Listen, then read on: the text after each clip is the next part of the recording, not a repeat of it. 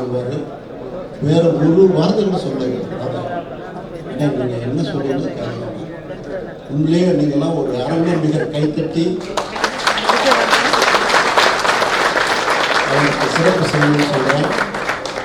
அதே மாதிரி செல்வமணியை நான் தம்பி ராதாகிருஷ்ணன் சப்போர்ட் பண்ணணும்னு சொன்னேன். உடனே விட்டுருந்தாரு. ஆனால் அவருக்கு பிடித்தமான 30 வருட நண்பர் கந்தசாமி, அவருடைய தம்பி போசம் தலைவர் நிற்கிறன்னும் போது அவர் இருதலை கொள்ளை ரொம்ப தவிக்கிறாரு. அந்த தவிப்புக்கு ஊன்றாக தமிழ் குமரன் வந்த பிறகு நாங்கள்லாம் செல்வமணிகிட்ட சொல்லி போசம் தலைவர் பொறுப்பு ஏன்னா அனௌன்ஸே பண்ணிட்டாங்க. பண்ண பிறகு அவரை விட்டு கொடுத்து இங்கே பொருளாளர் பதவி ஏற்றுன்னும் போது அந்த பண்பை விளக்குழி என்று வியந்து போகிறது.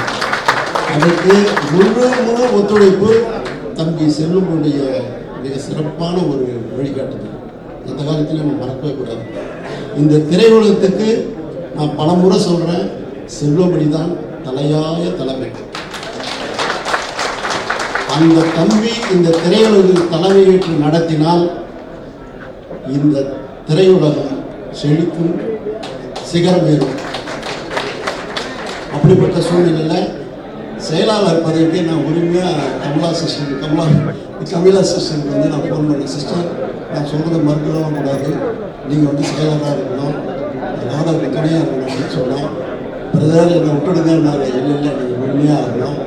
ஆனால் மழை காலத்தில் வெள்ளம் வரும்போது இந்த சங்கத்துக்கு அந்த முழங்காத்து அந்த புடவை அவங்க தூக்கி நடந்து இந்த சங்கத்துக்கு பணியாற்றியதெல்லாம் எங்கள் வழக்கங்கள் நிற்கிறது.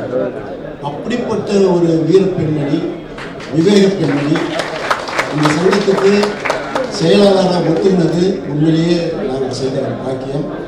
அதோடு மட்டும் இல்லாமல் 10 வருடங்களாக தலைமை பொறுப்பில் இருக்கிறாங்க சகோதரி சுஜாதா விஜயகுமார் அவர்கள்ட்ட நாங்கள் அதிகமாக பேசுறதில்லை, பழகினதில்லை, பார்த்ததில்லை. அப்பப்போ சந்தர்ப்ப சேன ஆஃபீஸுக்கு நான் போய் உரிமையாக போய் சண்டை போட்டு இருப்பேன். அப்போ அவங்களாம் 2 3 தடவை வந்திருக்காங்க, பார்த்துருக்கேன். அந்த பிணிப்பில் தான் நான் அவங்கக்கிட்ட இந்த மாதிரி நீங்கள் துணை செயலாளராக நிற்கணும்னு சொல்லும்போது தலைவர் பதவியை இது நாளைக்கு கிடைக்கிறதுன்றது ஒரு வினா. ஆனால் அந்த அம்மா தலைவர் பதவியை ரிசைன் பண்ணிட்டு இங்கே வந்திருக்காங்கன்னா ஒட்டுமொத்த பேரும் அவங்கள இருத்தரம் கூப்பி நம்ம முத்திரையிட்டு அவங்களையும் ஒத்துழைப்பு சொல்லுவாங்க. இப்படிதான் கமலக்கண்ணனும் சரி, ஆர்கே சுரேஷ் அவர்களும் சரி, எல்லா சிறப்புகளும் உடையவங்க அவங்கெல்லாம். அப்படிப்பட்டவங்க இது தோன்றா துணையாக இந்த சங்கம் இந்த முறை இந்த தயாரிப்பு நிர்வாகத்தை நாம் தேர்ந்தெடுக்கவில்லை என்றால் இந்த திரையுலகம் என்ன சூழ்நிலைக்கு பாதிக்கப்படும் தெரியாது. ஆகவே ஒவ்வொருத்தருக்கிட்ட நான் ஃபோன் பேச போகிறேன். 1500 மெம்பர் இருந்தால் 1500 மெம்பருக்கு நான் ஃபோன் பண்ணி இந்த முறை தமிழ்குமரனுடைய தலைமையை ஏற்று இந்த அணியை வெற்றி பெற செய்யுங்கள். இந்த அணி ஏதாவது ஒரு சின்ன பிசுனா கூட நீங்கள் தாராளமாக என்னை கேட்கலாம். நானும் செல்வமணி உறுதி கூறுகிறோம். தம்பி எனக்கு ரொம்ப சந்தோஷம்னா பிரிந்தவர்கள்லாம் ஒன்று சேரணும்னு தம்பி ராதாகிருஷ்ணன் சொல்லும்போது உண்மையிலேயே எனக்கு உலமெல்லாம் பூரிக்குது. பிரிந்தவர்கள் சேரணும். ஒரு தடவை கிட்டத்தட்ட ஒரு 9 மாதத்துக்கு முன்னாடி பாரதிதாசன் படம் தானே நான் தப்பு பண்ணிட்டேன், நான் இப்படி போயிருக்கூடாது, நான் சீக்கிரம் இதை அதை சேர்த்து விட்டுறேன். அந்த நாளும் வரும், அந்த நாளும் உறுதியாக வரும். அதே நேரத்தில் இப்போ ஒரு 4-5 பேர் கோர்ட்டு கட்டமாக இருக்கிறாங்க. தம்பி, நம்ம முதல் முறையாக நீங்கள் பதவியேற்கும் பொழுது அந்த 4 பேருக்கு நீங்கள் பிரித்தவர்கள் கூடணும்னு சொன்னீங்களா, அவங்களாம் சேர்க்கணுன்றது தான் என்னுடைய விருப்பம். கண்டிப்பாக செய்வேன். நான் சொல்லி எதையும் விட்டது கிடையாது, கண்டிப்பாக செய்வேன். ஆகவே நாம் அனைவரும் ஒன்று கூடி உயர்வடையக்கூடிய ஒரு வெற்றியை 22 பிப்ரவரி மாதம் 2026 உறுதி செய்யும். அந்த விழாவில் நாம் இன்று என்னென்ன உறுதிமொழி கொடுக்கிறோமோ அந்த உறுதிமொழியை நிறைவேற்றுவோம். தமிழ் குருமரன் தலைமை தலையாய தலைமையாக அதில் எந்த விதத்தில் மாற்றம் கிடையாது, மறுவு கிடையாது. இதுக்காக நானும் உழைத்த என் தம்பி செல்லுமணியை ஆரத்தழுவி உண்மையிலேயே கண்கள் பணிக்கு அவருக்கு நன்றி கூறுகிறேன். நன்றி, வணக்கம். நமது நலம் காக்கும் அணியின் வேட்பாளர்கள் அறிமுக கூட்டத்திற்கு வருகை தந்துள்ள தயாரிப்பாளர் சகோதரர்கள் அனைவருக்கும் என்னுடைய முதற்கண் வணக்கத்தை தெரிவித்துக் கொள்ள விரும்புகின்றேன். ஒரு விஷயத்தை மட்டும் நான் உங்களோட பகிர்ந்து கொள்கிறேன். தமிழ் திரைப்பட தயாரிப்பாளர் சங்கம் நல்லா இருக்கணுமா, இருக்கக்கூடாது, இதை முதல்ல நீங்க முடிவு. தமிழ் திரைப்பட தயாரிப்பாளர் சங்கம் நல்லா இருக்கணும்னா ஒரு வலிமையான அணி தேவைப்படும். அந்த வலிமையான அணி, இந்த அணி நாம் முடிவு பண்ணணும். இவங்க தான் வலிமையான அணி. ஏன்னா முதல்ல ஒரு அணியே சேர்க்க முடியாதவங்க எப்படி வந்து சங்கத்தை காப்பாற்ற முடியும்? இன்னைக்கு 33 பேர் ஒரு அணி வேணும். 33 பேரே சேர்க்க முடியாதவங்க 1500 பேர் இருக்கிற அணியை எப்படி காப்பாற்ற முடியும்? அதனால வந்து சின்ன சின்ன கவலைகளை, சின்ன சின்ன குறைகளை விட்டுட்டு தயவு செய்து இந்த அணி வெற்றி பெற்றால் தமிழ் திரைப்பட தயாரிப்பாளர் சங்கம் சிங்கமாக தலை நிமிர்ந்து நிற்கும். அதுதான் நான் உங்கள்கிட்ட சொல்ற விஷயம். ஒரு விஷயம் என்னன்னா, நம்ம சந்திரபிரகாஷ் ஜெயின் சொன்ன ஒரு விஷயத்தை மட்டும் நான் உங்ககிட்ட ஒரு உறுதியா கேட்க விரும்புறேன். தமிழ்குமரன், ராதாகிருஷ்ணன், கமிலாநாசர் உட்பட நீங்க 33 பேரும் செயற்குழு கூட்டத்துக்கு தவறாமல் கலந்து கொண்டீர்களா? ஏன்னா இது வந்து நான் பார்த்த ஒரு விஷயம். கடந்த 3 வருடங்கள்ல எலெக்ஷனுக்கு வீடு வீடா போய் நீங்க வந்து வேலை செஞ்ச நீங்க செயற்குழு கூட்டத்துக்கு வர்றதில்லை. அதனால நான் குறை சொல்ல விரும்பல, கடந்த காலங்களை நான் குறை சொல்ல விரும்பல. ஆனா நீங்க பதவிக்கு வரணும்னு ஆசைப்படும் போது அதுக்குண்டான காலகட்டத்தை தயாரிப்பாளர் சங்கத்தை நீங்க கொடுக்கணும். அப்படி இப்போ தமிழ்குமரன் கிட்ட ஒரு உறுதிமொழி இருக்க, நான் கமலநாசர், ராதாகிருஷ்ணன் கிட்ட என்ன கேட்கிறேன்னா, 3 செயற்குழு கூட்டங்களுக்கு வராத உறுப்பினர்களை நீங்கள் பதவி நீக்கம் செய்ய வேண்டும். அந்த உறுதியை நான் வந்து ராதாகிருஷ்ணன் சார் கிட்ட சொன்னேன். அண்ணா ராதாண்ணா, இது மாதிரி சும்மா நான் ரொம்ப வெறுத்து போயிட்டேன். நாங்க வந்து ஏன்னா சம்பள பேச்சுவார்த்தை பேச வருவோம் பெப்சில இருந்து. பேச வரும்போது உங்களுக்கு தெரியாது, நான் இங்க வரும்போது எவ்வளவு அடி வாங்கி வருவோம்னு உங்களுக்கு தெரியாது. இங்க வந்து இவங்களோட சண்டை போடுறதுதான், நான் அவங்களோட சண்டை போட்டு கூட வரணும். எப்படி திரும்ப வருவாங்க எங்க ஆளுங்க? 150 மடங்கு சம்பள உயர்வு வேணும்னு எங்கிட்ட லெட்டர் கொடுப்பாங்க. இங்க நம்ம ஆளு என்ன பண்ணுவார், ராதாகிருஷ்ணன் அண்ணன் இந்த வருஷம் அப்படியே வச்சுக்கலான்னு, ஒன்றும் கஷ்டமா இருக்கு, எங்க எப்படி இருந்து எங்க பேட்ச் பண்ணணும்னு பாருங்க.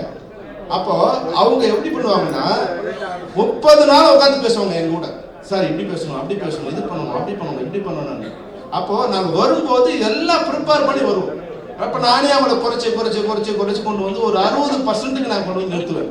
இதுக்கு எனக்கு 1 மாசம் ஆகும். அப்ப இங்க வந்த பிறகு இவங்க 20% ஆரம்பிப்பாங்க. இப்ப இது பேச்சுவார்த்தை நடத்தணும். ஆனா என்ன பரிதாபம்னா, எதிர்கால வர்ற அணியில மொத்தம் தரவா வருவாங்க. இங்க வர்றவங்களுக்கு 4-5 பேர் தர மொத்தம் என்ன நடக்குதுன்னு தெரியாது. நேற்று என்ன பேசினாங்க, இன்னைக்கு என்ன பேசினாங்க, முன்னாடி என்ன நடந்தது, நான் குறை சொல்லல. அடுத்த 3 வருஷம் நம்ம சங்கத்தை உயிராதான விஷயம். அதுக்கு வர முடியாதவங்க நீங்க பதவிக்கு வராதீங்க. ராதா சார் சொன்னேன், கூப்பிட்டீங்களா, நான் வந்து ஆதரிக்கிறேன். ஆனா இந்த கண்டிஷன் உங்களுக்கு ஓகேவா? அப்ப ராதா சொன்னார், அண்ணே இந்த வாட்டி நாங்க எல்லாரும் பேசினா, ஏன்னா இந்த முறை எங்களை காப்பாத்துறானா அப்புறம் ப்ரொடியூசர் வர்க்கமே இல்லாம போயிடும். இப்ப உங்களுக்கு தெரியாது, டிஸ்ட்ரிபியூட்டர் வர்க்கமே இல்லை. நம்ம எல்லாரும் தெரியுமா தெரியாதா? முன்னாடி நான் படத்தை எம்ஜி வாங்கினாங்களோ, டிஸ்ட்ரிபியூஷன் வாங்கினாங்களோ, அவுட்ரைட் வாங்கினாங்களோ, ஒரு டிஸ்ட்ரிபியூட்டர் ஒரு ஆள் இருந்தாங்க. இப்ப டிஸ்ட்ரிபியூட்டர்லாம் எங்க காணாம போயிட்டாங்க? யாருமே இல்லை. அப்ப ப்ரொடியூசர் இல்லாம போயிடுவாங்க. நான் சொன்னது என்னன்னா, நான் அந்த சீட்ல உட்காந்துருக்கேன். இந்த வருஷம் 300 தயாரிப்பாளர்கள் இருக்காங்க. இதுல 260 பேரு புதிய தயாரிப்பாளர்கள். அவங்க இதோட போயிட்டாங்க. இந்த 260 பேர் நாளைக்கு அடுத்த வருஷம் வரப்போறது கிடையாது. நான் அவங்க தயாரிப்பாளர்கள் எடுத்துக்க முடியாது. அடுத்த வருஷம் இன்னொரு புதிய 300 பேர் யாரோ ஒருத்தர் கூட்டு வருவாங்க. அவங்க எங்களுக்கு சோறு போடுவாங்க. இந்த இண்டஸ்ட்ரி இப்படியே ரன் ஆகிட்டே இருக்கு. அப்ப இது இல்லாம இந்த இண்டஸ்ட்ரி இன்னைக்கு மிக பிரம்மாண்டமான நிலையில இருக்கு. அன்னைக்கு தமிழ்நாட்டில் மட்டும்தான் படம் பார்த்தாங்க, இன்னைக்கு உலகம் முழுக்க படம் பார்க்கறாங்க. வருமானம் பல மடங்கு ஆயிடுச்சு. ஆனா நமக்கு வந்து சேருதா? நமக்கு வந்து சேரல. அப்போ இதை ஒழுங்குபடுத்தி நம்ம தயாரிப்பாளர்களுக்கு செலவை குறைச்சி வருமானத்தை அதிகரிக்கிறதுக்கு ஒரு மெஷின் தேவைப்படுது. தமிழ் திரைப்பட தயாரிப்பாளர் சங்கம் தான் தமிழ் திரையோட மூளை. அந்த மூளை வேலை செய்யலன்னா ஏங்களா நாங்க பலமா இருந்து என்ன பிரயோஜனம்? 50 பலமா இருக்கு என்ன பிரயோஜனம்? கை கால் வீங்கின மாதிரி தான் ஆயிடும். உடம்பு முழுக்க பலமா இருந்து மூளை பலமா இருந்து அந்த மனிதன் நடந்தாதான் ஆரோக்கியம்.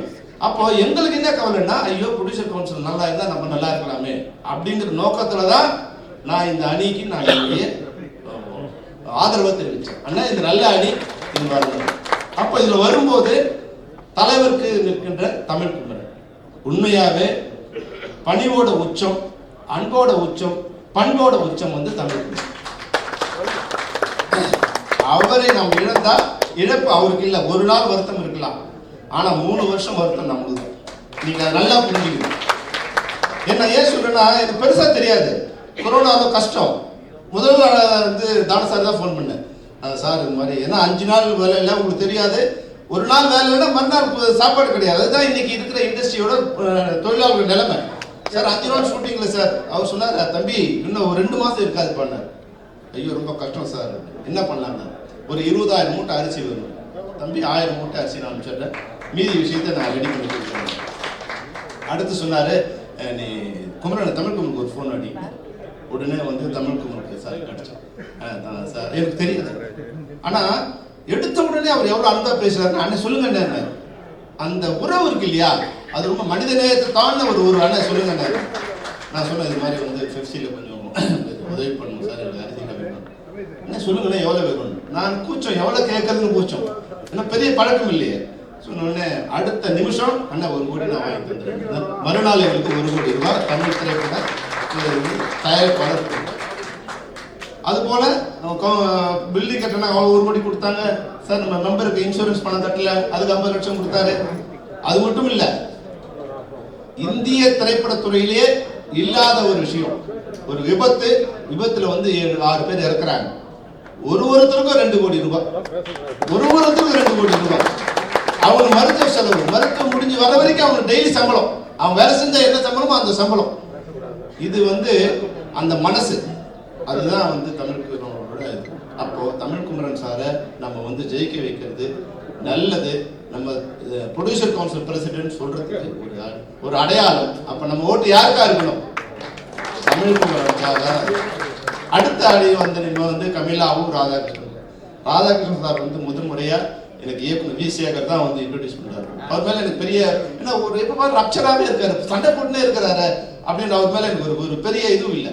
அப்போ வி சேகர் சார் ஆபீஸ்ல உட்காந்து நானும் வி சேகர் ராதாகிருஷ்ணன் பேசுவோம். வி சேகர் சொன்னாரு, எனக்கு பெரும்பாலும் வி சேகர் எனக்கு ஒரு காட்ஃபாதர் மாதிரி. அவரு சொன்னாரு, செல்வமணி தெரியாது, இவங்க என்ன பண்ணணும்னு தெரியல செல்வமணி, அந்த சின்ன ப்ரொடியூசருக்காக வந்து எதையாவது ஒன்று பண்ணணும்னு நினைக்கிறாரு. அப்புறம் ஒரு 2 மணி நேரம் நாங்கள் அவர் ஆபீஸ்ல உட்காந்து பேசுவோம். அன்னையிலிருந்து இன்னை வரைக்கும் அவருக்கு என்னமான உறவு வந்து ஒரு சகோதரனுக்கான உறவு தான். என்ன வேணாலும் சண்டை வரும். இப்போ எங்களுக்கு கூட ஒரு உறவு பெரிய சண்டை, நீயா நானா சண்டை. ஆனா கூட பார்க்கும்போது அண்ணன் வாங்க வேண்டாம், எது நாங்கள் கோர்ட்ல போய் நிக்கிறோம், அண்ணே வாங்க உட்காரு, நான் உட்காரு, அவர் உட்காந்து சேர் எடுத்து அண்ணே உட்காருங்க. அவங்க பார்த்து நாங்க அண்ணன் வெளியே வந்து அடிச்சுக்கிற மாதிரி வரீங்க, இங்க வந்து அண்ணங்க நீங்க. எங்களுக்கு வந்து பாலிசியாக அவர் ப்ரொடியூசருக்காக போராடுறாரு, நான் லேபருக்காக போராடுறேன் சார், அவ்வளவுதான். அப்போ இந்த ரெண்டுத்தையும் ஒரு சின்ன பிரச்சனை தான், அதை ஸ்மூத் பண்ணவர் இது தானே சார், அதை வந்து மிக ஸ்மூத் பண்ணி. அப்போ ராதாகிருஷ்ணன் சார் வந்து தமிழ் ப்ரொடியூசரோட ஒரு கவசமா இருக்கிறாரு. அதை நம்ம படகி போகும்போது வால் இல்லாம போகக்கூடாது. அப்போ நம்மளோட அணிக்கு ராதாகிருஷ்ணன் இல்லாம இருந்தா அது ஆயுதம் இல்லாத அணியாகும். அப்போ இந்த தலைமை இந்த படையோட ஆயுதமா ராதாகிருஷ்ணன் இருப்பாங்க. அப்புறம் கமிலா நாசர், இவங்களெல்லாம் குடைச்சலே கமிலா நாசர் தான். ஏன்னா நீங்க நினைக்கிற மாதிரி கமிலா நாசர் இல்ல, மிகச்சிறந்த அறிவாளி. அவன் வந்து எப்பவுமே அந்த பேப்பர்ல நல்லா ஒர்க் அவுட் பண்ணிட்டு இருப்பேன். என்ன ஃபியூச்சர் பிளான்லாம் வந்து நீங்க அவங்க கிட்ட தான் கேட்கணும், என்ன மாதிரியான ஃபியூச்சர் பிளான். அவ்வளோ அழகா ஃபியூச்சர் பிளான் பண்ணுவாங்க. திட்டமிடுதல் எல்லாம் சிறப்பாக பயன்படுவாங்க. பங்க்சுவாலிட்டியும் 10 மணினா 10 மணிக்கு வரணும். யார் வரலனாலும் சொன்னாங்க இல்லையா, நாங்கள் வரும்போதே 10 மணிக்கு போகணுங்கிற மாதிரி. அது மாதிரி மிகச்சிறந்த வீரத்துக்கு அவங்க சொன்னாங்க. வீரத்துக்கு உண்மையான வந்து பெண்மணி வந்து நம்ம கமலா நாசர் தான். ஒரு தடவை வந்து எலெக்ஷன் நடந்தது, உங்களுக்கு தெரிஞ்சு கொஞ்சம் பேர் தெரிஞ்சிருக்கும், கொஞ்சம் பேர் தெரியாது. அதில் ஒரு பெரிய அடியெல்லாம் நடந்துச்சு. அப்போ வந்து அரசு இயந்திரம்லாம் அவங்களுக்கு எதிராக வேலை செய்யுது. அவங்க வெற்றி பெற்றவங்களை வந்து அந்த பட்டியலாக மாற்றி இவங்க தோத்துட்டாங்கன்னு சொல்கிறாங்க. அப்போ வெற்றி பெற்றவங்க கூட ஆமாம் சார் நாங்கள் தோத்துட்டோன்னு வந்து போகிற நிலைமையில அன்னைக்கு எதிர்த்து நின்ன ஒரே ஆம்பளை வந்து கமலஹாசன் தான். என்ன சொல்லு, ஏன் நான் போனோம், நான் ஜெயிச்சேன். அன்னைக்கு போலீஸ் கமிஷன் அசிஸ்டன்ட் கமிஷன்லாம் அங்கே மிரட்டுறாங்க. எல்லாருக்கும் வந்து பதில் கொடுத்த வந்தம்மா வந்து மற்றவங்க கலைஞ்சு போயிட்டாங்க. ஒரு பயம், சரி ஒரு அரசு எந்திரம் இதில் இருக்கு, நம்ம தலையிடக்கூடாது. ஆனால் மொத்த பேருக்கும் சவாலாக நடக்கும் வந்து கமலஹாசன். அது யாராக வேணாலும் இருக்கட்டும், உண்மைன்னு இருந்தால் அந்த உண்மைக்காக இருக்க போகிற மிகப்பெரிய பெண்மணி வந்து அது மாதிரி வந்து திட்டமிடுதல் கூட அழகாக திட்டமிட்டு மிகச்சிறந்த கூட்டங்களை மிகச்சிறந்த கருத்துக்களை தெளிவாக சொல்லக்கூடாது. அப்போ நமக்கு வந்து எப்படி வந்து ஒரு ஆயுதமாக ராதாகிருஷ்ணன் இருப்பாரோ அது மாதிரி வந்து ஒரு அறிவான ஒரு பெண்மணியா வந்து கமலஹாசன் இருப்பாங்க. அப்போ ரெண்டு செக்ரட்டரியும் நம்ம சைட்ல இருந்து வந்தாதான் அறிவும் ஆயுதமும் இணைந்த ஒரு படையா இந்த படை இயங்கும். அப்போ நம்ம ரெண்டு பேருக்கும் யாராவது வந்து மாத்தி போடுறது அப்படிங்கிற ஓட்டை தயவு செய்து பண்ணிடாதீங்க. அது நமக்கு நாமே செய்கிற துரோகம். அந்த துரோகத்தை யாரும் பண்ணிடாதீங்க. அதுக்கப்புறம் வந்து அண்ணன் தம்பி போஸ் உண்மையாக வந்து எனக்கு தெரியாது. போஸ் வந்து நிக்க போறாங்க எனக்கு தெரியாது. போஸ் வந்து பார்த்தா திடீர்னு ஒரு போஸ்ட் வருது, போஸ் தலைமையில ஒரு அணி வருதுன்னு. நான் வந்து ஒரு 3 மாசத்துக்கு முன்னாடியே வந்து எனக்கு வந்து ராதா வந்து தலைவர் நிற்கிறான்னு சொன்னவரே முரளி சார் தான். முரளி சார் தான் ராதா தலைவர் அழைக்கிற சொல்லுவாங்க. நீங்க வந்து எல்லாரும் இன்னும் நான் வந்து கமிட் பண்ண உடனே தாடு சார் கூப்பிட்டாரு. இது மாதிரி வந்து இந்த வாட்டி ராதாகிருஷ்ணன் வச்சு நம்ம பண்ண சரிங்க சார் சொல்லிட்டோம். சொன்ன பிறகு இப்போ பார்த்தா போஸ் நிற்கிறேங்கிறாரு. நான் வந்து போஸ் எப்படி சொல்றது நிற்காதன்னு. லிங்குசாமி வந்து எனக்கு கூட பிறக்காத தம்பி. உடனே லிங்குசாமி ஃபோன் பண்ணேன், லிங்கு இது மாதிரி ஒரு தகவல் வருது, அது போல நின்னா நான் வந்து உங்க கூட இணைந்து செயல்பட முடியாது. ஏன்னா நான் வந்து ஆல்ரெடி ராதாகிருஷ்ணன் சார் சப்போர்ட் பண்ண நான் சொல்லிட்டேன். அதனால தயவு செய்து உங்க தம்பி இது மாதிரி இருந்தால் கொஞ்சம் மாற்றிக்கணும், எண்ணத்தை மாற்றிக்கணும். அப்புறம் தானு சார் கூப்பிட்டாரு. அவர் வந்து கூப்பிட்டு வந்து இங்கே நிற்க வச்சு, அவர் முதல்ல செக்ரட்டரி தான் கூப்பிட்டு வந்தோம். அவர் சொன்னார், அண்ணே தலைவர் நிற்கிற எனக்கு செக்ரட்டரி கொடுத்தாரு, பரவாயில்ல வாப்பா இங்கே. இங்கே வந்த பிறகு அப்புறம் வந்து அதுக்கு முன்னாடி கமலஹாசன் சார் கமிட் பண்ணிட்டோம். இப்போ தலைவராக இருக்கிற ராதாகிருஷ்ணன் சார் செக்ரட்டரி ஆகிட்டார். அப்போ வந்து தமிழ் கவர்மெண்ட் இப்போ வந்து ஒரு சேஞ்ச் வருது. தமிழ் கவர்மெண்ட் தலைவர் இப்போ செக்ரட்டரி. அப்போ மறுபடியும் அவங்க வந்து தானு சார் சொல்றாரு, தம்பி ஓ சார் பரவாயில்ல என்ன சார் கொஞ்சம் பேர் இருக்கு தலைவர் கொண்டு வந்து செக்ரட்டரி கொண்டு வரணும்னா. ஆனால் ஏன் சொல்றேன்னா, தலைவர்னு 3 மாசமா ஒர்க் பண்ணிட்டு இருந்த ராதாகிருஷ்ணன் பரவாயில்ல இந்த தலைவர் பதவி இல்லைன்னா பரவாயில்ல. தலைவராக தான் அனௌன்ஸ் பண்ண போஸ் வந்து எனக்கு தலைவர் பதவி இல்லைன்னா பரவாயில்ல. அப்போ இவங்க யாரும் பதவிக்காக அடிச்சவங்க கிடையாது, ஒரு நல்ல அணியை உருவாக்கணுங்கிறது தான் இவங்க. அதுக்கப்புறம் வந்து நம்ம கமலக்கண்ணன் வந்து அவர் சொன்னார் வந்து மற்றவருக்கு சொன்னார் தானு சாரை பற்றி. உண்மையாகவே எனக்கு தெரிஞ்ச அடுத்த கண்ணன் தானு சாரோட சின்ன கண்ணன் வந்து கமலக்கண்ணன் தான். ஏன்னா பழக்கம் கம்மி தான், ஆனால் பழக்கத்துக்கு மிக இனிமையான நண்பர். பெரிய பெரிய இது கூட சாதாரண சிரிச்ச மாதிரி பண்ணுவார். நமக்கு சண்டை வந்துட்டு இருக்கும்போது, அண்ணா இது நம்மளாம் ஒன்றுங்க தானே. ஒரு ஃபங்க்ஷன் போனால் தனியாக கூட்டு போனார், அண்ணா நம்மளாம் ஒன்று தானே, ஏன்னா சண்டை நம்மளாம் ஒன்றா போயிடலான்னு. அப்போ இது குடும்பம் அப்படிங்கிற மாதிரி. இப்போ என்ன பிரச்சனைலாம் அவருக்கு தெரியாது, நம்மளாம் ஒரு சேர்ந்து இருக்கணும்னு. அது மாதிரி முடிஞ்ச அளவுக்கு எல்லாருக்கும் உதவி பண்ணக்கூடிய மிகச்சிறந்த மனிதராக வந்து கமலக்கண்ணன் இருக்காரு. அதனால அவர் துணைத் தலைவராக நீங்கள் வந்து அவரை தேர்ந்தெடுப்பது நமக்கு நல்லது. அவருக்கு எந்த விதத்திலும் நல்லது இல்லை. அவர் இது ஒரு கூடுதல் பணி தான் நம்ம சங்கத்துக்கு நல்லது. ஏன்னா இணைந்து ராதாகிருஷ்ணன் கூட இணைந்து செயல்படக்கூடிய ஒரு சிறப்பான மனிதர் வந்து கமலக்கண்ணன். அப்புறம் ஆர்கே சுரேஷ் பற்றி ஏற்கனவே சொன்னேன். ஆர்கே சுரேஷ் வந்து எப்படின்னா, நமக்கு இப்போ சென்ட்ரல் ஏதாவது வேலை நடக்கும்னா ஆர்கே சுரேஷ் கூப்பிட்டு போனால் கொஞ்சம் வேலை நடக்கும். ஏன்னா முன்னாடி வந்து நம்ம ஃபைனான்ஸ் மினிஸ்டரோட வந்து அப்பாயின்மெண்ட் வாங்க நம்ம வந்து 2-3 மாசமா ட்ரை பண்ணிட்டே இருக்கோம். இன்னும் ஆர்கே சுரேஷ் இது மாதிரி வந்து என்ன அண்ணே போகலான்னு அப்படின்னு வந்து அடுத்த 48 மணி நேரத்தில் வந்து ஃபைனான்ஸ் மினிஸ்டர் நம்ம ஐஎம்பி மினிஸ்டர் 2 பேருக்கும் அப்பாயின்மெண்ட் வாங்கிட்டாரு. உடனே மறுநாளே போயிட்டு உட்காந்து அவங்க கூட ஏற்படைய ஒரு 1/2 hour உட்காந்து நம்மளுடைய பிரச்சனைகளை தெளிவாக பேசு. அப்புறம் அதை கன்சிடர் அவங்களால நம்ம ஃபர்தராக ப்ரொசீட் பண்ணலையே தவிர, ஆர்கே சுரேஷ்க்கு அந்த வந்து டெல்லியில் ஒரு நல்ல வயது இருக்குது. நம்ம ஸ்டேட்டில் வந்து ராதாகிருஷ்ணன் இவங்களாம் பார்த்துக்கலாம், சென்ட்ரலில் வந்து ஆர்கே சுரேஷ் பார்த்துப்பாரு. அதனால் நீங்கள் ஆர்கே சுரேஷையும் சேர்த்து தலைவராக இது பண்ணணும் அப்படிங்கிறது. அப்புறம் வந்து இணைச் செயலாளர் இருக்கிற சகோதரி விஜயகுமார் வந்து சுஜாதா விஜயகுமார் வந்து மிக மிக மிக மிக சிறந்த அதாவது நல்லோட தாயுள்ளம் கொண்டவங்க தான் வந்து என்னை பொறுத்த வரைக்கும். என்ன கேட்டாலும் அது இருந்தே பேச மாட்டாங்க. அவங்களோட 3 முறை பேச்சுவார்த்தை நடத்திருக்கோம். ஒரு முறை கூட குஷ்புவாவது கொஞ்சம் வந்து டக்குன்னு கொஞ்சம் கோவப்படுவாங்க. இவங்க வந்து அந்த நம்ம பிரச்சனைகள் வந்து நம்மளை மாதிரி யோசிச்சு நம்ம அவங்க வந்து கொஞ்சம் தான் நம்ம பாவம் 12 ஒர்க் பண்ணுறாமா சேர்த்து கொடுக்குறாமா அப்படிங்கிற மாதிரி எந்த பிரச்சனையும் இல்லாமல் அவ்வளோ அழகாக அவங்க டீல் பண்ணக்கூடியவங்க. யாரோட சண்டை போட மாட்டாங்க. எவ்வளோ பெரிய வந்து நாங்கள் வந்து எங்களது வந்து தெரியும் இல்லையா, எங்களது ஒரு அணி இருக்கும், அடி நீ பிச்சை எடுத்துகிட்டு வந்தோம் சார், இது முடிச்சிடணும் சார். ஆனால் அவங்க வந்த உடனே அவங்க அப்படியே பெட்டிப்பாகவும் அடங்கிடுவாங்க. இந்த அம்மா வந்து அவ்வளோ அன்பாக வந்த உடனே முதல்ல அவங்களுக்கு காஃபியோ டீயோ இதை கொடுத்து வந்து வீட்டுக்கு ஒரு விருந்தினர் வந்த மாதிரி அதுக்கப்புறமா பேச்ச தொடங்குவாங்க. அப்போ அந்த வேலையை 2 பேருக்கும் பாதகம் இல்லாமல் எங்களுக்கு என்ன வேணுமோ அதையும் பண்ணி கொடுத்தாங்க, தயாரிப்பாளரையும் காப்பாற்றினாங்க. தலைவராக இருந்து அவங்க கூட துணைத் தலைவராக கூப்பிடணும் தான் எனக்கு சொன்னார் தானே சார். அப்புறம் இணை செயலாளர் சொன்னார். இந்த சின்ன சின்ன மாற்றம் வரும்போது அந்த எனக்கு சொன்னேன் சார், தலைவராக இருக்கிறவங்களை எப்படி ஷேர் பண்ணலாம், இல்லை சும்மா கேட்டுப்பாங்க. நான் கேட்டேன் இது மாதிரி பண்ணலாமா, ஏன்னா நீங்கள் எது சொன்னாலும் பண்ணலாம், நல்லது நீங்கள் நினைக்கிறீங்களா, நல்லதுன்னு நினைக்கிறீங்களான்னு. அம்மா நீங்கள் இதில் இருந்தால் ரொம்ப நல்லதுமா, ஏன்னா உங்களுக்கு மாதிரி ஒரு ஆட்கள் பரவாயில்லன்னா அதை ரிசைன் பண்ண சொல்கிறாங்கன்னா பண்ணுறீங்களாம்மான்னு கேட்டேன். அப்போ நீங்கள் சொன்னால் பண்ணுறேன்னாங்க. மறுநாள் ரிசைன் பண்ணி, அதனால இந்த பதவிக்காக அவங்க அலையலை, நம்ம தான் அவங்களை வலுக்கு இந்த பதவி கொடுப்போம். அப்போ இது ஒரு மரியாதையாகவும் ஒரு ஸ்மூத்தாகவும் இருக்கும். அது குடும்பமாக இதை வந்து இந்த அணியை ஒரு குடும்பமாக வச்சுருக்கணும்னா சுஜாதா விஜயகுமார் வந்து ரொம்ப ரொம்ப அவசியம். அதனால் நீங்கள் தயவுசெய்து சுஜாதா விஜயகுமார் இணைப்பு. மற்றபடி இங்கே இருக்கிற ஈசி மெம்பர்ஸ் இதில் கொஞ்சம் பேர் இருக்காங்க, அப்படி இப்படி மாற்றி போடலான்னு. தயவுசெய்து கடந்த 3 வருடங்களில் தமிழ் திரைப்பட தயாரிப்பாளருக்கு ஏற்பட்ட பிரச்சனையே ஒற்றுமை மீது. நீங்கள் இதில் கொஞ்சம் பேர் அதில் கொஞ்சம் பேர் போட்டிங்கன்னா மறுபடியும் அந்த நோயை தமிழ் சங்கத்தை கொண்டு வந்துடுங்க. உங்களுக்கு பிடிக்குதோ பிடிக்கலையோ இந்த மொத்த ஈசி மெம்பருக்கும் உங்கள் ஓட்டு போடணும். ஒருத்தர் விட இதில் வந்து நம்ம இசி நீராக இருக்கணும் போட்டுட்டு அவங்க போட்டுடலாம் அப்படிங்கிற மாதிரி நினைக்கக்கூடாது. எப்படி இவங்க கிட்ட வந்து ஒரு உறுதியை கேட்கணும், நீங்கள் அனைத்து செயற்குழு கூட்டங்களும் கலந்து கொள்ள வேண்டும், எப்படி இவங்ககிட்ட ஒரு உறுதியை கேட்கணும், அதே உறுதியை உங்ககிட்ட கேட்குறேன். நீங்கள் அனைவருக்கும் இந்த அணிக்கு ஓட்டு அளிப்பீர்களா? நீங்கள் உங்கள் கைவழி மூலம் நீங்கள் அனைவரும் யார் யாரெல்லாம் இந்த அணிக்கு ஒட்டுமொத்தமாக ஓட்டு போடணும்னு உங்கள் கைத்தட்டல் மூலம் அதை தெரியும். ஏன்னா தயவு செய்து மாற்றக்கூடாது. ஒருத்தர் உள்ள வந்தா கூட அவங்க என்ன நினைக்கிறாங்கன்னா, நான் எதிரணியிலிருந்து வந்தேன் அதனால ஏதோ ஒரு பிரச்சனை பண்ணணும். அப்ப அந்த சுமூகத்தன்மை அங்கே போயிடுது.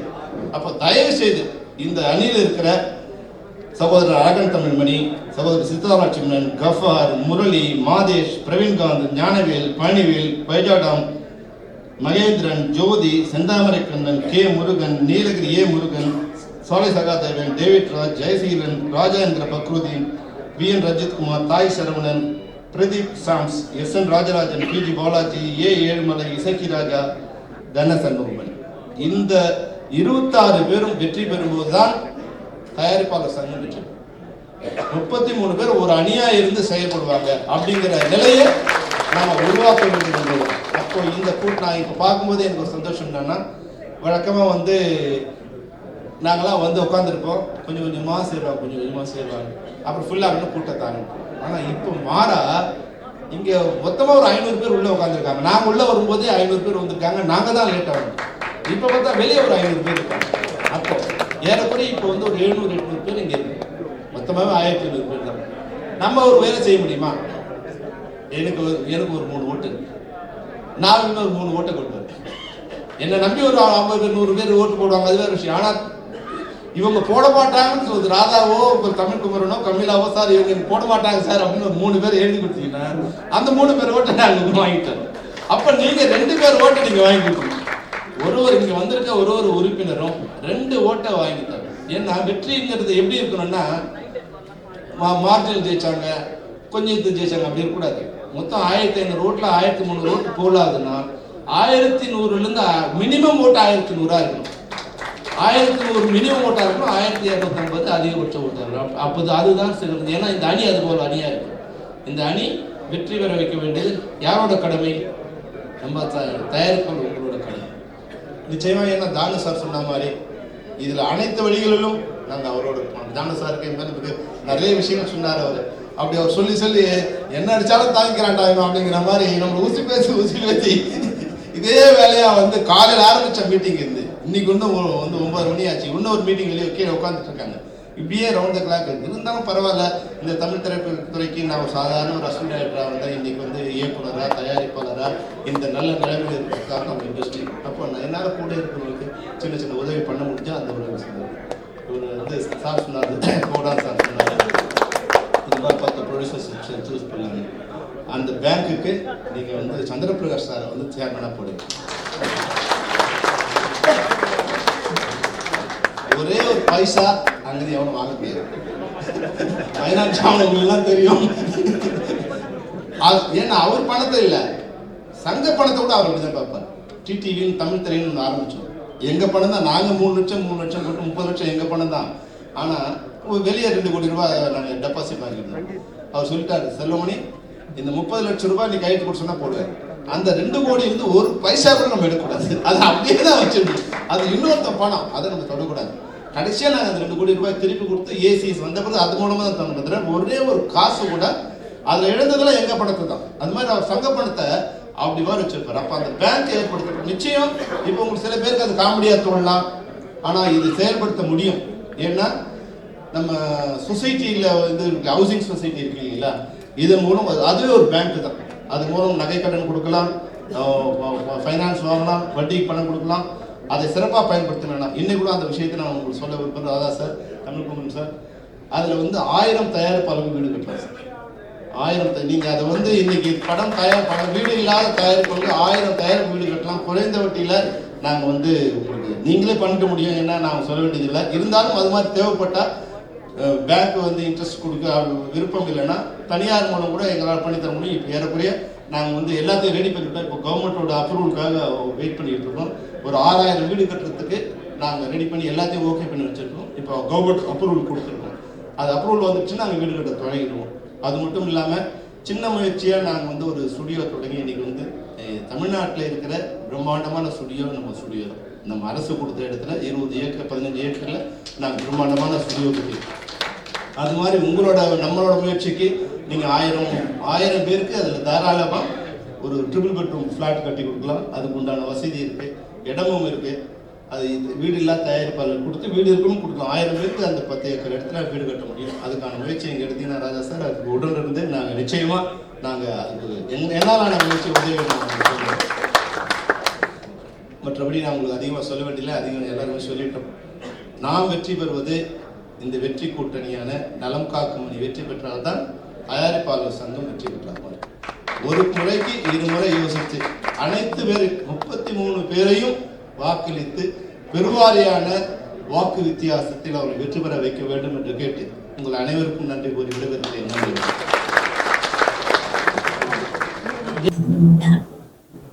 பத்திரிகை நண்பர்கள் அனைவருக்கும் வணக்கம்.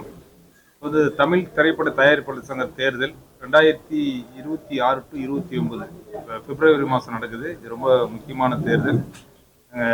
தானு அண்ணனுடைய செல்வன் வழிகாட்டுதின் பேரில் நாங்கள் ஒரு தயாரிப்பு நலன் காக்கும் அணியின் சார்பாக நான் தலைவருக்கு நிற்கிறேன். துணைத் தலைவருக்கு ஆர்கே சுரேஷ், கமலக்கண்ணன், அதே மாதிரி செயலாளருக்கு அண்ணன் ராதாகிருஷ்ணனும் கமிலா நாசரும் அவங்க நிற்கிறாங்க. ஜாயின்ட் செக்ரட்டரிக்கு சுஜாதா விஜயகுமார் நிற்கிறாங்க. அதேமாதிரி பொருளாளருக்கு சுபாஷ் சந்திர போஸ் நிற்கிறாரு. அதேமாதிரி இங்கே 26 பேர். நம்ம செயற்குழு உறுப்பினருக்கு Alagan Tamilmani, Chitra Lakshmanan, M Gaffar, H Murali, R Madhesh, Praveenkanth, V Gnanavel, V Palanivel, பைஜாடாம், P Mahendran, S Jothi, Senthamaraikannan, K Murugan, Nilgiri A Murugan, சாலை Sahadevan, G M Davidraj, S Jayaseelan, Raja என்கிற ஃபக்ருதீன், வி என் ரஞ்சித்குமார், தாய் சரவணன், பிரதீஷ் சான்ஸ், S N Rajarajan, P G Balaji, A Ezhumalai, Isakki Raja, Dhana Shanmugamani. அது மாதிரி 26 பேர் மொத்தம் எங்கள் அணியாக நிற்கிறோம். முதல் அணி நாங்கள் தான் உருவாக்கியிருக்கோம். இது ரொம்ப முக்கியமான தேர்தல். அடுத்த பிப்ரவரியில் நடக்குது. தயாரிப்பாளர் நலன் சேர்ந்து நம்ம தானன் வழிகாட்டின்படி நாங்கள் நிற்கிறோம். கண்டிப்பாக இதுதான் வெற்றி கூட்டணி. ஊடக நண்பர்கள் அனைவருக்கும் வணக்கம். நலன் காக்கும் அணி சார்பாக இன்றைக்கு இருக்கக்கூடிய தமிழ் திரையுலகம் ஒரு பெரிய எதிர்பார்க்கக்கூடிய சூழ்நிலையில் சந்தோஷம் இல்லாத ஒரு சூழ்நிலையில் இந்த இக்கட்டான சூழ்நிலை இந்த அணி வெற்றி பெற்றால்தான் திரையுலகம் செழிக்கும் தழைக்கும்னு நான் நினைக்கிறோம்.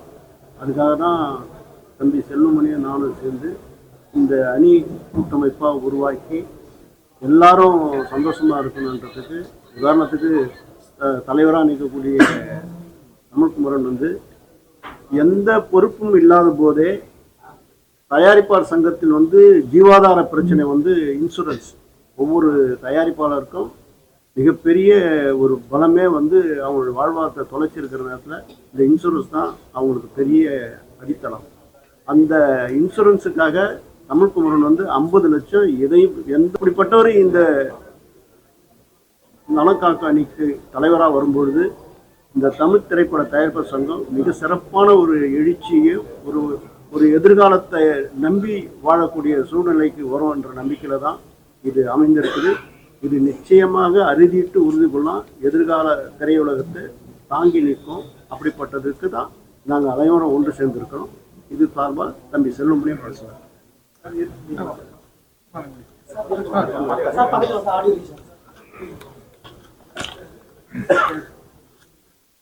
அனைவருக்கும் வணக்கம். தற்போது தமிழ் திரைப்பட தயாரிப்பாளர் சங்கத்தோட 26, 29ஆம் ஆண்டுக்கான தேர்தல் நடைபெற உள்ளது. இதுல வந்து சகோதரர் தமிழ்குமரன் தலைமையிலான நலம் காக்கும் அணி அதனோட வேட்பாளர் அறிமுக கூட்டம் நடைபெற்றது. இன்னைக்கு தமிழ் திரைப்படத்துறை வந்து ஒரு சிரமமான நிலையில் இருக்கு. இதுக்கு எந்த விதமான பிரதிபலனும் எதிர்பார்க்காத முழு நேரத்தையும் செலவு செய்யக்கூடிய ஒரு தலைமை தேவைப்படுதுன்னு நாங்கள் நினைச்சோம். அதுக்கு வந்து உறுதுணையா இருந்து தானு சார் வந்து தமிழ்குமரன் தான் நல்லா இருக்கும். நான் அடுத்த வினாடியே அதுக்கு ஓகேன்னு சொன்னேன். ஏன்னா தானுதாஸ் சார் சொன்ன மாதிரி எந்த வித அதாவது வந்து எலெக்ஷன் நிற்கும் போது உதவி பண்றது வேற, எலெக்ஷன் இல்லாத போது போன 3 வருடத்துக்கு முன்னாடி வந்து ப்ரொடியூசர் கவுன்சிலில் மெம்பர்ஸுக்கு வந்து இன்சூரன்ஸ் பிரீமியம் கட்டணும், இல்லைன்னா அந்த பிரீமியம் இல்லைன்னா லேப்ஸ் ஆகிடும், எல்லாருடைய இன்சூரன்ஸ் போயிடும்னு எல்லாரும் கவலைப்படும் போது உடனே எந்த விதமான எதிர்பார்ப்பும்லாம் ஒரு 50 லட்சத்தை கொண்டு வந்து அன்னைக்கு ப்ரொடியூசர் கவுன்சில் பண்ணாரு. இது ஒரு சின்ன விஷயம். நாங்கள் வந்து பெப்சியில் வந்து நான் பிரசிடண்டாக வந்த உடனே கொரோனா வந்துடுச்சு, எங்களுக்கு என்ன பண்ணுறதுனே தெரியல, வந்து அரிசி வாங்க கூட முடியல, பணம் இருந்தாலும் அரிசி வாங்க முடியல, அது பணமும் எங்ககிட்ட இல்லை. அன்னைக்கு வந்து தானு சார் முதல்ல வந்து என்ன வேணும்னாரு, ஒரு 20,000 பேர் இருக்காங்க, ஒரு ஆளுக்கு ஒரு மூட்டை அரிசின்னா கூட 20,000 மூட்டை அரிசி வேணும். அடுத்த நிமிஷம் அவர் எங்களுக்கு 1000 மூட்டை அரிசி அனுப்பிச்சாரு. அப்புறம் வந்து நீங்கள் குமரனுக்கு பேசுங்க, தமிழ் குமரன் எனக்கு சொன்னால் எனக்கு பழக்கம் இல்லை சார், நான் சும்மா ஃபோன் நம்பர் கொடுத்து நீங்கள் பேசி பாடினார். நான் பேசி இது மாதிரி நான் ஆர்கே செல்வமணி பேசுகிறேன்னு சொன்னேன். அண்ணே சொல்லுங்கண்ணே, அவ்வளோ பணிவும் பண்பும் உள்ளவர். இது மாதிரி வந்து கொரோனா வந்து எஃபெக்ட் ஆகுது, பெப்சி மெம்பர்ஸ்க்கு ஏதாவது ஹெல்ப் பண்ணணும், என்ன வேணும்னாரு. இவ்வளோ வேணும்னா அடுத்த 48 மணி நேரத்தில் லண்டன்ல இருந்து எப்படி தொடர்பு கொண்டாருன்னு தெரியாது, 1 கோடி ரூபாய் எங்களுக்கு வந்து சேர்ந்தது. அன்னைக்கு வந்து 20,000 மூட்டையை 1000 மூட்டை அரிசி கொடுத்தாரு. அந்த 20,000 மூட்டை எனக்கு பணம் இருந்தால் கூட வாங்க முடியாது. தானு சார் உடனே வேற எங்கேயுமே ரெடி பண்ணி ஒரு 3 நாளுக்குள்ள எங்கள்கிட்ட மொத்த அரிசி வந்து சேர்ந்துச்சு. அந்த மாதிரி எங்களுக்கு மட்டும் இல்லை, சேம்பருக்கு பணம் கட்ட பில்டிங் கட்டணும் வந்தாங்க, அவங்களுக்கு 1 கோடி. இது எல்லாம் விட மனிதநேயம் உள்ள ஒரு விஷயம் என்னன்னா, உங்களுக்கு பெரிய இந்தியன் டூர்ல மிகப்பெரிய ஒரு விபத்து நடந்தது. அப்பெல்லாம் விபத்து நடந்தா சில இடங்கள்ல வந்து பாடியை நாங்கள் ஆம்புலன்ஸ் வச்சு கொண்டு போக கூட முடியாது, ஏன்னா சின்ன ப்ரொடியூசர் ஒரு மாட்டி பண்ணாங்க. இதுல வந்து என்னன்னா ஒரு 6 பேருக்கு அடிபட்டுருச்சு, 4 பேர் இறந்துட்டாங்க. இறந்தவங்க எல்லாருக்கும் 2 கோடி ரூபாய் வந்து அவங்களுடைய வாரிசுகளுக்கு வந்து பணம் டெபாசிட் பண்ணி அந்த குடும்பம் அந்த உறுப்பினர் இருந்தா என்ன எந்த நிலையில இருக்குமோ அந்த அளவுக்கு வாழ்நாள் முழுக்க கஷ்டப்படக்கூடாது, எல்லாருக்கும் 2 கோடி ரூபாய் பணம் கொடுத்தது. அது மட்டும் இல்லாமல் அடிபட்டவங்களை வந்து ஹாஸ்பிட்டலைஸ் பண்ணி அதுக்கு ஒரு 1.5 கோடி செலவு பண்ணி அவங்க வந்து ரெக்கவரி ஆகி மறுபடியும் தொழிலுக்கு வர வரைக்கும் அவங்க வேலைக்கு போனால் என்ன சம்பளமோ அந்த சம்பளத்தையும் கொடுத்து இது மாதிரி தயாரிப்பாளரை தமிழ் சினிமாவில் இல்லை இந்தியன் சினிமாவிலே நாங்கள் பார்க்க முடியாது. அந்த அளவுக்கு மிகச்சிறந்த தாயுள்ளம் கொண்டவர் வந்து தமிழ்குமரன். அவரோட தலைமையில் இந்த அணி நிற்குது. அதில் வந்து நல்ல வேட்பாளர்களாக ராதாகிருஷ்ணன் செக்ரட்டரிக்கும் கமலாநாத் வந்து இன்னொரு செக்ரட்டரி, 2 செக்ரட்டரி நிற்கிறாங்க. 2 பேருமே வந்து ராதாகிருஷ்ணன் வந்து சின்ன தயாரிப்புல பல வருடம் போராடிக்கூடியவர். கமலாநாதன் வந்து ஒரு விஷயத்தை போல்டாகவும் சிந்தனையாகவும் செய்யக்கூடிய ஒரு சிறந்த பெண்மணி. அதுக்கு அடுத்து வந்து நம்ம பொருளாளருக்கு வந்து சந்திரபோஸ் நிற்கிறார். இவர் வந்து லிங்குசாமியோட சகோதரர் தான் எனக்கு தெரியும். அவர் வந்து தலைவராக நிற்கிற இதில் இருக்கும்போது இது மாதிரி தமிழ்குமரன் நிற்கிறார்.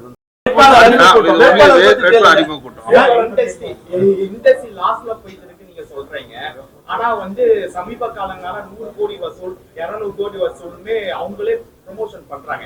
உண்மையா இருக்குமா இல்ல என்ன மாதிரியான உண்மையும் இருக்கும்?